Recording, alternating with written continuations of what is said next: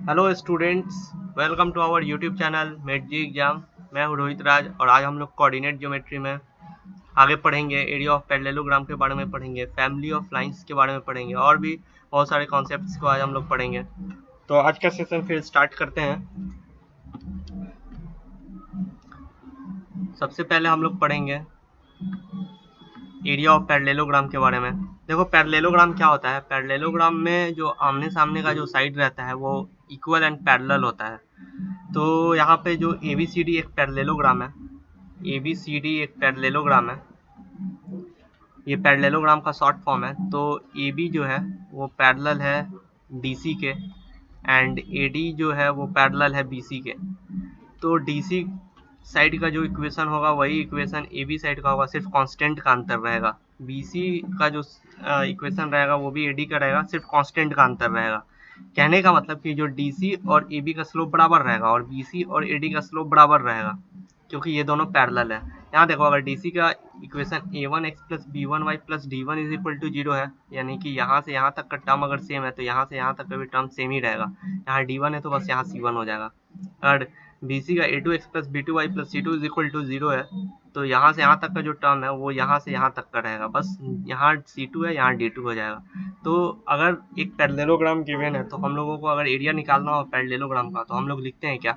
सबसे पहले जो आमने सामने का जो साइड बराबर पैरेलल है, DC पैरेलल टू AB है, तो उसका जो कांस्टेंट का डिफरेंस इनटू कांस्टेंट का डिफरेंस अदर टू साइड जो पैरेलल है उसका, यानी C1 minus D1 into C2 minus D2 और A1 B1 और A2 B2 का हम लोग डिटर्मिनेंट ले लेते हैं और सबको मॉड में रखते हैं, क्योंकि एरिया है तो पॉजिटिव आएगा। ठीक है, तो इस तरीके से हम लोग एरिया पैरेललोग्राम का एरिया निकालते हैं। अगर अगर एडजेसेंट साइड में थीटा एंगल बन रहा है, ये मान लो एडजेसेंट साइड है, यहाँ पे थीटा एंगल बन रहा है, तो DA साइड से BC साइड पे एक लाइन हम लोग परपेंडिकुलर यहाँ पे ड्रॉप करेंगे। ठीक है, परपेंडिकुलर नहीं, बस एक ऐसा लाइन जो P1 पे जो जाए। ठीक है, और स्ट्रेट लाइन। और DC साइड से AB पे एक लाइन हम लोग ड्रॉप करेंगे। दो जो P1 और P2 का जो लेंथ आएगा दोनों को मल्टीप्लाई कर देंगे by sine theta. Sine theta क्या हो गया, DA और DB का जो के बीच का जो एंगल बन रहा है। ठीक है, इस तरीके से हम लोग एरिया पैरेललोग्राम के एरिया को निकालते हैं। हम लोग फिर अगले कॉन्सेप्ट को पढ़ते हैं। देखो अगला कॉन्सेप्ट क्या है, कंकरेंट के बारे में है। अगर तुम्हें कंकरेंट प्रूफ करना हो, जैसे कि मान लो कि 3 लाइन है। ठीक है, पहले लाइन का इक्वेशन यहाँ पे मैं लिख दे रहा हूँ। पहले लाइन का इक्वेशन है a1x plus b1y plus c1 is equal to 0। दूसरे लाइन का इक्वेशन है a2x plus b2y plus c2 is equal to 0। और तीसरे लाइन का इक्वेशन है a3x plus b3y plus c3 is equal to 0। और हमको प्रूव करना है कि ये तीनों लाइन कंकरेंट है। यानी कंकरेंट मतलब क्या है, if they meet at a point, if they meet at a point, 3 or more points are said to be concurrent if they meet in a point। देखो 3 given lines are concurrent if they meet in a point। तो हम लोग कैसे prove करेंगे कि ये concurrent है, हम लोग तीनों का डिटर्मिनेंट ले लेंगे। x का जो कॉफिशिएंट है a1, x का कॉफिशिएंट a2, यहाँ पे x का कॉफिशिएंट a3। ठीक है, उसी तरीके से y का coefficient b1 b2 b3 and constant c1 c2 c3। इसको अगर ये इसका डिटर्मिनेंट 0 के बराबर आ गया तो समझ जाओ कि वो क्या है, वो कंकरेंट है। ठीक है, तो हम लोग इस पे एक छोटा सा हम लोग समझते हैं प्रॉब्लम करके कि कैसे हम लोग पता लगाएंगे कि कोई भी लाइन कंकरेंट है या नहीं। तो देखो मान लो कि 3 स्ट्रेट लाइन है। ठीक है, जिसका इक्वेशन है 2x plus 3y minus 8 is equal to 0। दूसरा स्ट्रेट लाइन है x minus 5y plus 9 is equal to 0। And तीसरा है 3x plus 4y minus 11 is equal to 0। ठीक है, 3 स्ट्रेट लाइन और इसको प्रूव करना है कि ये कंकरेंट है कि नहीं। तो हम लोग सिंपली इसका डिटर्मिनेंट लिखेंगे। कैसे लिखेंगे, ये देखो, x का कॉफिशिएंट 2, फिर 1 3, मैं कलर चेंज कर ले रहा हूँ। ये देखो यहाँ पे 3 हो जाएगा, ये -5, ये 4, ये -8 प्लस 9 एंड ये -11। ठीक है, अब इसको हम लोग सॉल्व करेंगे तो ये हो जाएगा 2 इंटू इसको हटाओ और इसको हटाओ तो 5 इंटू -11। ये मैं आपको डिटर्मिनेंट में सिखाऊंगा कैसे डिटर्मिनेंट निकाला जाता है। ये -3, फिर इसको हटाओ और इसको हटाओगे तो फिर -11 -27। सिमिलरली इसमें भी करेंगे, थर्ड रो में करेंगे तो -8 इंटू 4 प्लस 15। ठीक है, तो ये हो जाएगा तुम्हारा, ये कितना हो जाएगा 55 - 36 19 हो जाएगा। 2 इंटू 19 -3 इंटू ये -38 हो जाएगा, -8 इंटू 19 हो जाएगा, और ये हो जाएगा तुम्हारा 38, और ये प्लस हो जाएगा 114 -152। और इन दोनों को जब हम लोग ऐड करेंगे, यहाँ मैं बना दे रहा हूँ, 38 प्लस 114 माइनस 152, इन दोनों को जब ऐड करेंगे तो 152 माइनस 152 इज इक्वल टू 0। तो देखो इसका डिटर्मिनेंट का वैल्यू 0 आ गया, यानी कि ये जो गिवन लाइन है दीज आर कंकरेंट। ठीक है, इस तरीके से हम लोग कंकरेंसी को प्रूव करते हैं। तो फिर अगले कंसेप्ट की तरफ बढ़ते हैं हम लोग। देखो अगला कंसेप्ट है कि अगर, जैसे कि यहाँ देखो ये एक स्ट्रेट लाइन, पहला स्ट्रेट लाइन हो गया, ये दूसरा स्ट्रेट लाइन हो गया ग्रीन कलर से, और ये मान लो कि तीसरा स्ट्रेट लाइन है। ठीक है, तीनों का पॉइंट ऑफ इंटरसेक्शन P है। अगर मान लो जो ग्रीन कलर से है मैं उसको अगर G से दिखाऊं, जो ब्लैक कलर से अगर उसको मैं B से दिखाऊं, और जो ब्लू कलर से है उसको अगर मैं BL से दिखाऊं, तो देखो तीन स्ट्रेट लाइन हम लोगों को मिल गया। तो G का जो इक्वेशन है वो है, मान लो A1x plus B1y plus C1 is equal to 0। ठीक है, ब्लैक वाले लाइन का इक्वेशन मान लो A2x plus B2y plus C2 is equal to 0।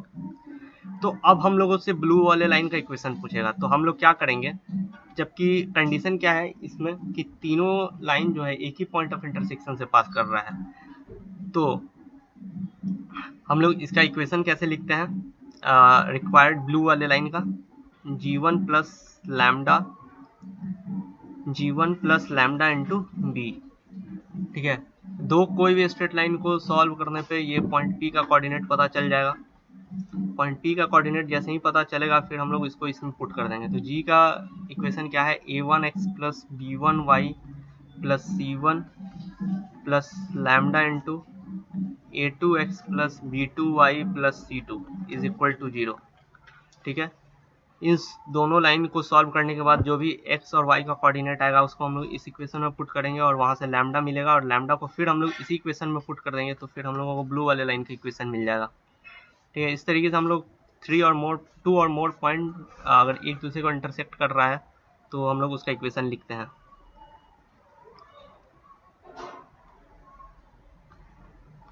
फिर इस पे बेस्ड हम लोग एक प्रॉब्लम करेंगे। Now find the equation of the straight line passing through the point 2, 1। जो पॉइंट ऑफ इंटरसेक्शन है वो 2, 1 है, and through the point of intersection of the line x plus 2y is equal to 3 and 2x minus 3y is equal to 4। यानी कि required equation L1 plus lambda L2 is equal to 0।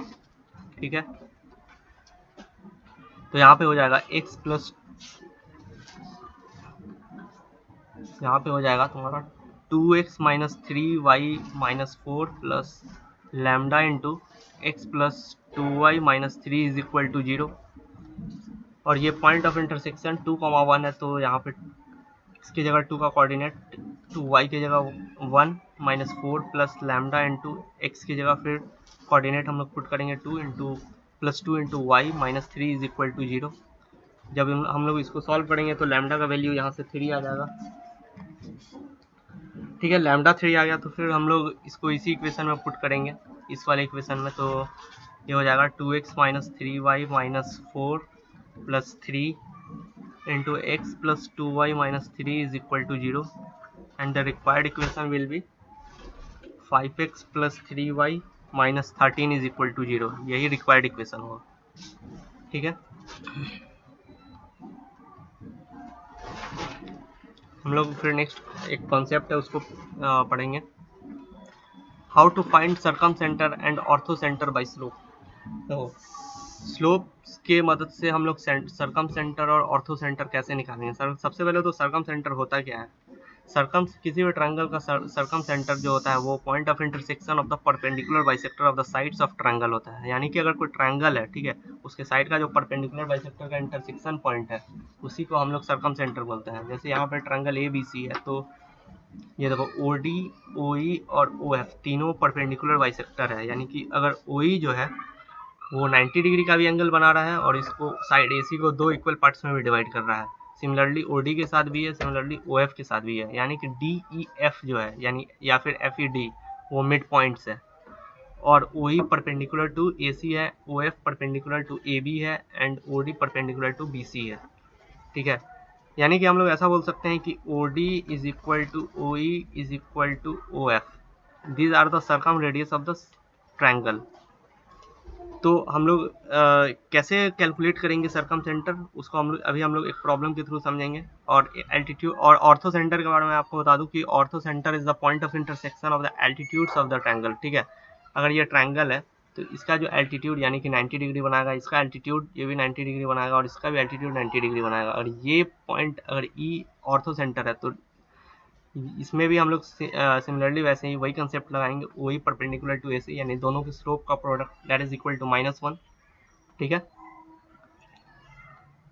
हम लोग एक problem के through इसको समझते हैं।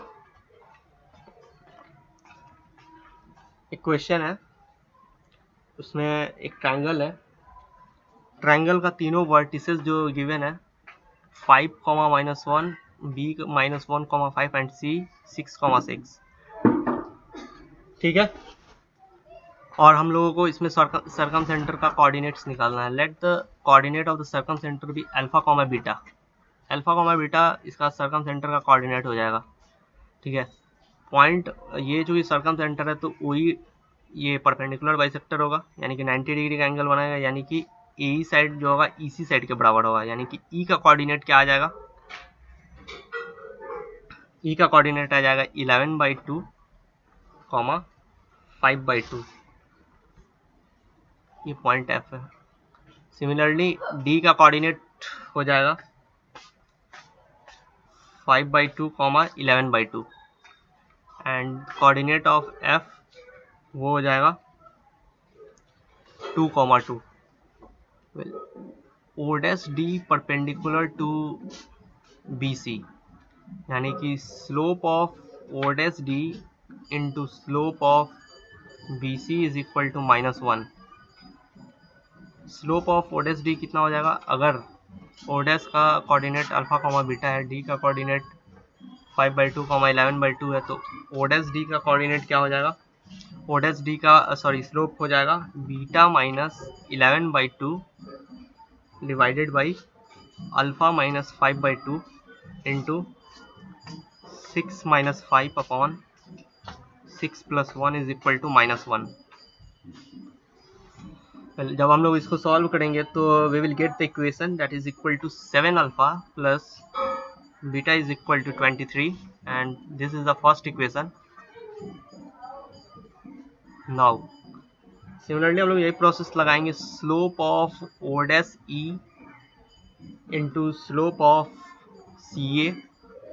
ठीक है, slope of CA is equal to -1 because ये दोनों लाइन परपेंडिकुलर है, यानी कि दोनों का स्लोप का product that is equal to -1।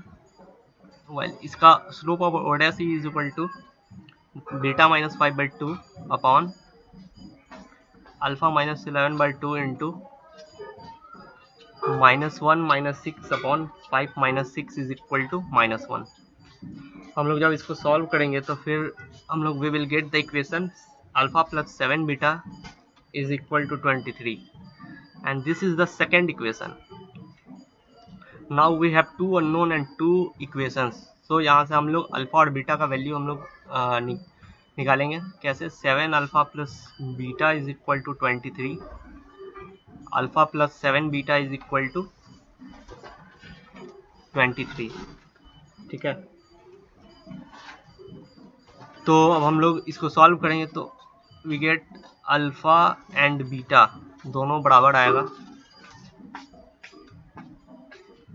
Alpha is equal to beta is equal to 23/8।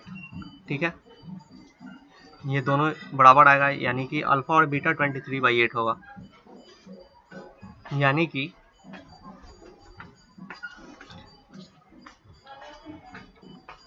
जो सरकम सेंटर होगा, सरकम सेंटर जो मैंने ओ डैश कंसीडर किया था, that is alpha comma beta, then alpha is equal to 23/8, beta is equal to 23/8, यानी कि O dash is equal to, O dash का जो कोऑर्डिनेट आएगा 23/8 कॉमा 23/8, ठीक है। ये इसका सरकम सेंटर का कोऑर्डिनेट हो जाएगा। और सरकम रेडियस क्या हो जाएगा, यहाँ देखो, ओ डैश ई भी सरकम रेडियस है, ओ डैश एफ भी सरकम रेडियस है, एंड ओ डैश डी भी सरकम रेडियस है। जब ये तीनों ही सरकम रेडियस है, तो ओ डैश का तो कोऑर्डिनेट पता चल गया है। अब बस ई का कोऑर्डिनेट पता करना है हम लोगों को। तो ई का कोऑर्डिनेट हम लोग पहले ही निकाल चुके हैं। एफ का भी कोऑर्डिनेट पता है, डी का भी कोऑर्डिनेट पता है। तो हम लोग डिस्टेंस फार्मूला का यूज करके √x1 - x2 का whole square plus y1 - y2 का होल स्क्वायर, कोई सा भी ओ डैश एफ भी निकाल देंगे तो भी सरकम रेडियस आ जाएगा, ओ डैश ई से भी आ जाएगा, एंड ओ डैश डी से भी आ जाएगा। तो हम लोग कोई सा भी एक पुट करेंगे तो ओ डैश ए हम लोग लिखेंगे, ओ डैश ए क्या हो जाएगा, √23/8 - 6 का स्क्वायर प्लस 23/8 - 6 का स्क्वायर। इसको जब हम लोग सॉल्व करेंगे तो सरकम रेडियस आ जाएगा, O dash A is equal to 25√2/8 unit. This is the circumradius of the triangle. Now moving to the next concept. Well, the given concept is equation of the straight line passing through a given point and making a given angle with a given angle. अगर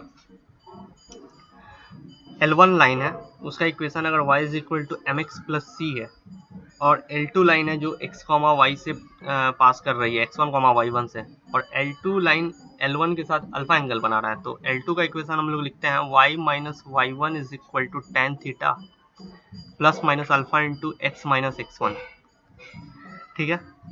x1 y1 वो coordinate है जहाँ से L2 line पास कर रही है, and tan theta plus minus alpha, alpha तो ये है, और tan थीटा फिर क्या है, थीटा हो जाएगा y is equal to mx plus c का जो स्लोप आएगा m is equal to tan theta, ठीक है।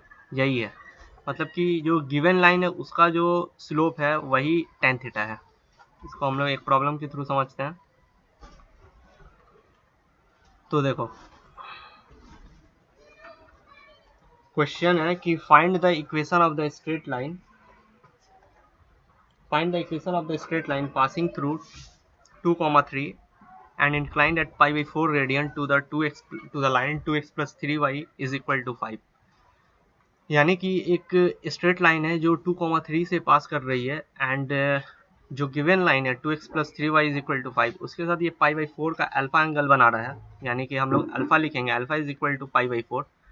और जो गिवन लाइन है उसका tan थीटा क्या हो जाएगा, tan theta is equal to slope is equal to minus coefficient of x upon coefficient of y, यानी कि -2/3, ठीक है।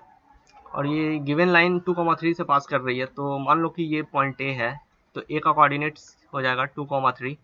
वेल, तो हम लोग इस लाइन का इक्वेशन हम लोग कैसे लिखेंगे, y minus y1 is equal to tan theta plus minus alpha into x minus x1। उसके लिए हम लोग को पहले tan theta plus minus alpha का वैल्यू कैलकुलेट करना होगा, यानी कि tan theta plus minus alpha. तो अगर हम लोग पॉजिटिव साइन पहले लें, यानी कि हम लोग निकालते हैं पहले tan थीटा प्लस अल्फा, अगर हम लोग को निकालना हो तो कैसे लिखेंगे,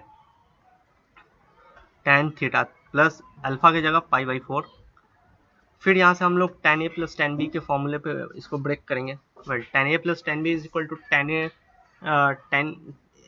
plus tan b by 1 minus tan a into tan b, ठीक है। तो ये हो जाएगा tan थीटा प्लस tan π/4 का value 1/1 minus tan theta into tan π/4 minus 1, ठीक है।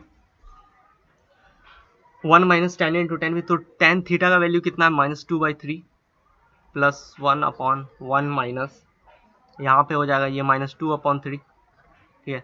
तो tan थीटा प्लस π/4 का वैल्यू आ जाएगा, वो आ जाएगा 1/5, ठीक है। ये आ जाएगा 1/5। तो अब हम लोग नेगेटिव साइन कंसीडर करके इसको निकालेंगे। तब तक के लिए मैं यहाँ पे कलर चेंज कर लेता हूँ।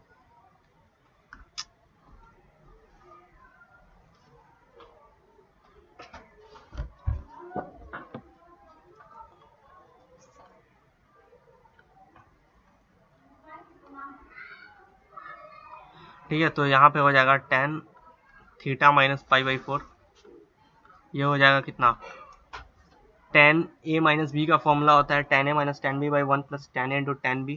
ठीक है, तो उसी फॉर्मूले पे हम लोग इसको पुट करेंगे, तो tan theta minus tan pi by 4, tan pi by 4 की वैल्यू हो जाएगी 1 अपॉन 1 प्लस tan थीटा की जगह यहाँ पे हम लोग लिखेंगे tan theta into and tan alpha की जगह हो जाएगा 1।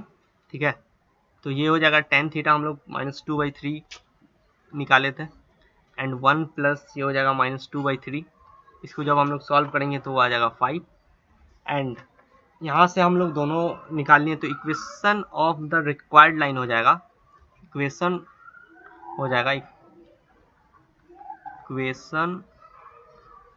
ऑफ द रिक्वायर्ड लाइन आ जाएगा हमारा y माइनस 3, जो पहला वाला जो हम लोग प्लस साइन जब कंसीडर किए थे तो 1/5 स्लोप आया था एंड 1/5 इंटू एक्स माइनस 2। ठीक है, ये पहला इक्वेशन हो जाएगा। ठीक है, और दूसरा इक्वेशन हो जाएगा y minus 3 is equal to ये -5 आएगा, ये is equal to -5 into x minus 2। ठीक है, तो इस तरीके से दोनों इक्वेशन हम लोगों ने निकाल दिया है, रिक्वायर्ड इक्वेशन। तो हम लोग अगले क्वेश्चन की तरफ फिर बढ़ते हैं। देखो अगला क्वेश्चन क्या बोल रहा है, a vertex of an equilateral triangle is 2, 3 and the opposite side is x plus y is equal to 2, find the equation of the other side. ठीक है, यहाँ पे एक इक्विलैटरल ट्रायंगल है जिसका ऑल साइड 60 डिग्री होता है, 60 डिग्री, ये भी 60 डिग्री है। ठीक है, and the opposite side is x plus y is equal to 2, यानी ये अगर ये कोऑर्डिनेट है तो इसका इक्वेशन है x plus y is equal to 2, find the equation of the other side, यानी कि A B A C. B C side का इक्वेशन है x plus y is equal to 2, तो we have to find out the equation of A C and A B. तो अगर ए सी का equation लिखना है तो हम लोग लिखेंगे y minus y one is equal to tan theta plus minus alpha into x minus x one.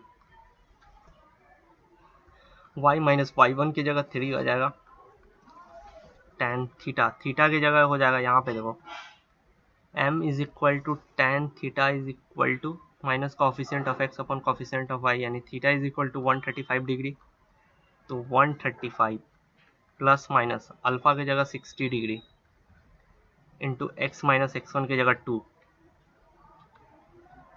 ठीक है, तो अब हम लोग यहाँ पे पहले प्लस साइन कंसीडर करेंगे, तो यहाँ पे हो जाएगा y minus 3 is equal to tan 195 degree into x minus 2 and जब हम लोग इसको सॉल्व करेंगे तो हम लोगों को मिलेगा क्या, y minus 3 is equal to 2 minus root over 3 into x minus 2।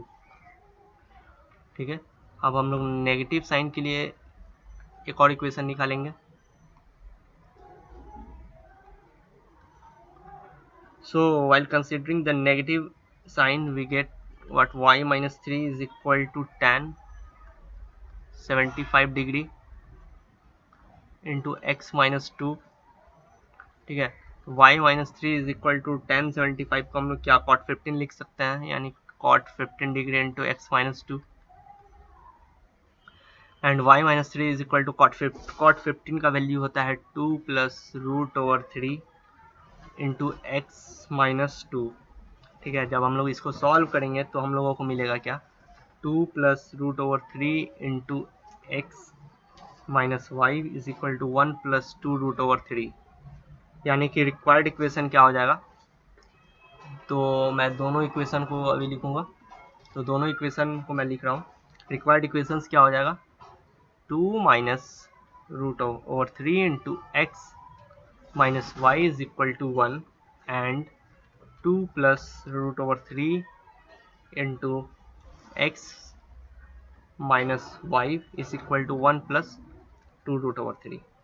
ठीक है, ये 1 माइनस 2√3 होगा एंड ये 1 + 2√3, ठीक है।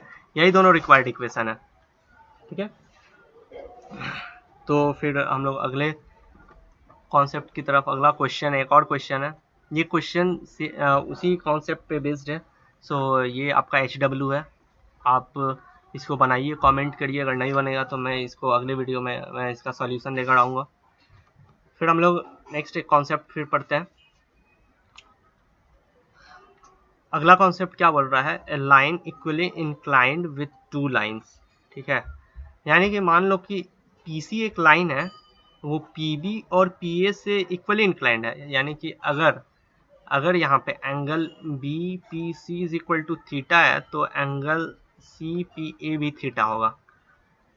BP का स्लोप M2 है, PC का स्लोप M है एंड PA का स्लोप M1 है। तो हम लोग इस तरीके से हम लोग, चूंकि ये दोनों इक्वली इंक्लाइंड है, तो हम लोग लिख सकते हैं M1 minus M by 1 plus M into M1 is equal to minus M2 minus M upon 1 plus M into M2। देखो M1 minus M by 1 plus, मतलब इन दोनों के बीच angle of inclination, angle between two line का formula मैंने लगाया। फिर उसके बाद इन दोनों के लिए जब हम लोग ऐसे लिखेंगे, ये एक बार इस तरीके से लिखेंगे और एक बार इस तरीके से, यानी एक बार क्लॉकवाइज और एक बार एंटी क्लॉकवाइज होगा, तो हम लोग यहाँ पे माइनस लगाएंगे। अगर सिर्फ एक ही डायरेक्शन में जाएंगे, या तो ऐसे हम लोग लिखेंगे या फिर ऐसे लिखेंगे, तो हम लोग माइनस नहीं लगाएंगे, माइनस साइन कंसीडर नहीं करेंगे। तो देखो उसी पे बेस्ड एक प्रॉब्लम है। इस प्रॉब्लम को मैं आप लोगों को समझा दे रहा हूँ कैसे बनाना है इसको।